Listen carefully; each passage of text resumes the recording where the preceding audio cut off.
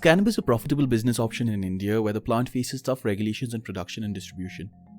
How much do companies in India dealing with products made out of hemp profit? And more importantly, what are the cannabis products that are available in the Indian market? To answer these questions and more, in the second episode of The Cannabis Economy, we are joined by Srijan Sharma, the co-founder of Its Hemp, a company dedicated to marketing cannabis products.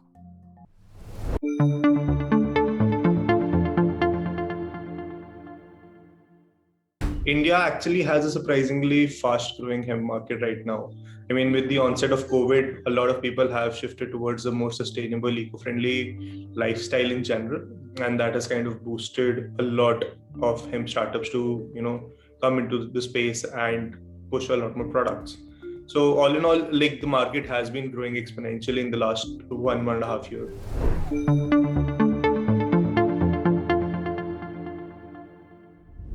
India actually has one of the biggest consumer markets in the world. So for a lot of consumer brands, India is going to be a key hotspot in the coming years.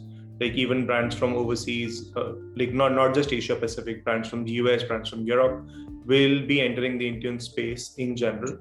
And that is a trend that we currently see is happening already. And additionally, so since China is going to be the biggest part of the Asia Pacific market, it exports about 70% of the world's cannabis. So it will be very difficult to reach the numbers that we kind of are assuming that 50% of it will. So most of that 50% will be China, but then like at the second, third position we will see India coming up. But that also depends on how quickly we kind of legalize or promote the use of industrial cannabis.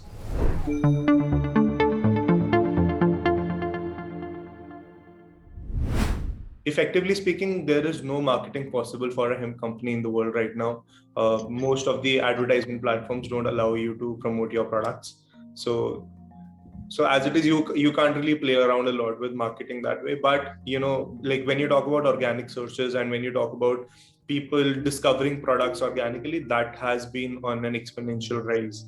I mean, you can say there's about like a 20, 25%, 30% growth every month in terms of the number of people who are discovering hemp products within India and are going towards the adoption of these products.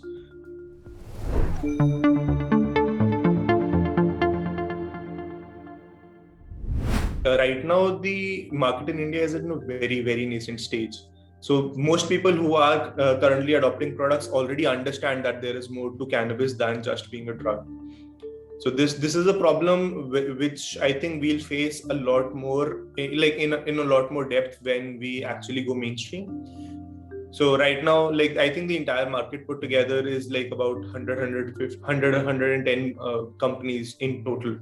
That's a big number in terms of companies, but most of them are like a year old or less. So most of these consumer brands have just entered the market. So now we'll see how the market actually adopts the idea of hemp. Currently, the primary outlook is that hemp is a nutritional product, and since we call it hemp and we don't call it bhang or ganja or like any of the local terms right now, so there is a distinction there as well. And primarily, most of these products are priced high, so automatically the cost of education is covered within that cost. So, like the current sector that is adopting these products is also upper middle class and higher.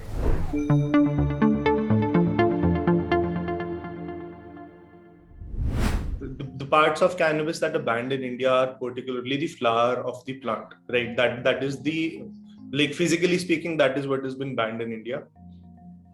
But you can also look at it like this, that India has banned any psychotropic substances that are available in the cannabis plant. So if you remove the psychotropic substances, then there is no clear ban on any of the other products.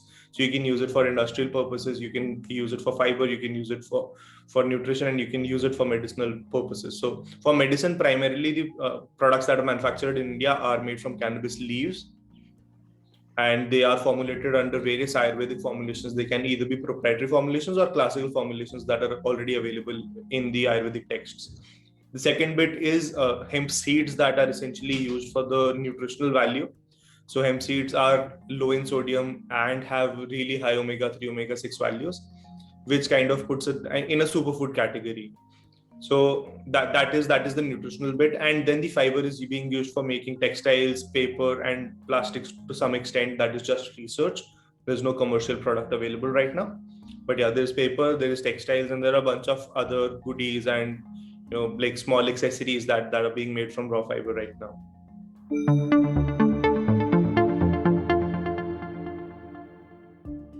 The primary one is Google.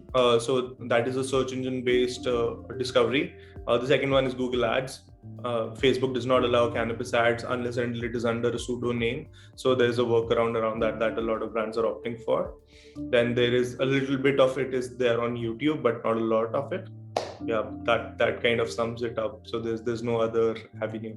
Apart from that, a lot of people kind of sell products through us. So that is a lot. So we are popular, so we help.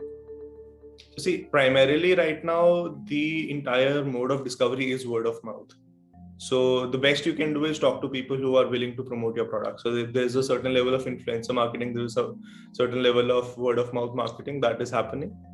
And apart from that, it's primarily organic. So you wait for people to. So hemp right now for nutritional and for medical purposes is a need-based product. Right, so people are looking for those problems, and when they read about it that cannabis can solve this problem or this particular product can solve their problem, then they are willing to experiment with it.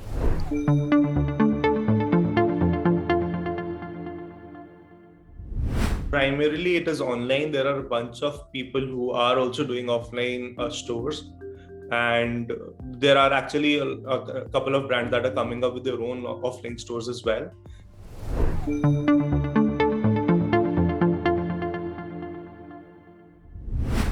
So not at the moment, but yeah, if you can scale it up to an extent where the prices come down. So like right now in India, we have about rupees 1400 ka shirts available. That's the cheapest you can get in India. That is not comparable to the cheapest the cheapest cotton shirt, but it's comparable to a decently priced cotton shirt as well. So like the middle class and the upper middle class kind of prefer 1000, 2000, 1500 के आसपास की shirt. So that is the price point that hemp can currently target in textiles, but yeah, it cannot go below that right now. Below that, the only products that you will find below that is the products that are made directly from the fiber. So they are essentially rudimentary products which are essentially handloom spun.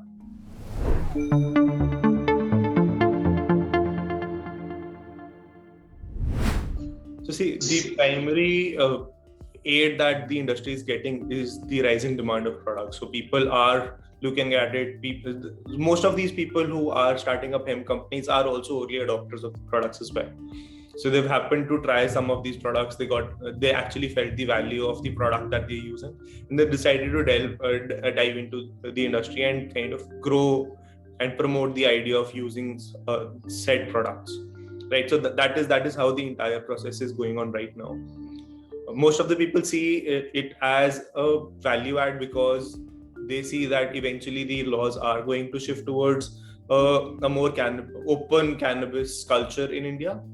Like a bunch of states are already talking about it. Like Uttarakhand already has a policy in place for industrial cannabis. Uttar Pradesh has a policy in place. MP has a policy in place. Rajasthan has a policy in place. Then there are states like Himachal that are coming up with their own policy. Odisha is coming up with a policy. Sikkim is coming up with a policy. So you see at individual levels, different states are trying to promote whatever local economy they can build around hemp, especially in places where cannabis kind of grows naturally. And that also is a key driving factor towards all of these small brands popping up. And there are bigger players like Dabur and Patanjali who are also researching on cannabis in India right now. So there's a whole spectrum of things that kind of help a person make this decision to shift or to essentially enter into the cannabis space in India.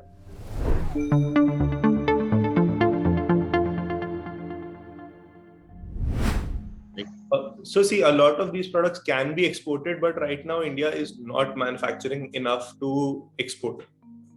And a lot of these products also require a certain level of research to be done, which is not happening currently. I mean, it is happening, but at a very, very, basic level. So unless and until we amp up the quality of the product that we have, it'll be difficult to enter the export markets and also reduce prices. So India across the world is known for, I think the second cheapest cannabis in the world is India.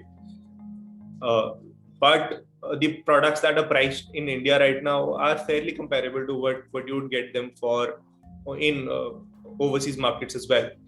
So India does not have that edge right now of being able to push cheaper products into the market and at the same time maintain that quality. So as and when the production starts amping up, that is where you see that India also start exporting a lot of cannabis products.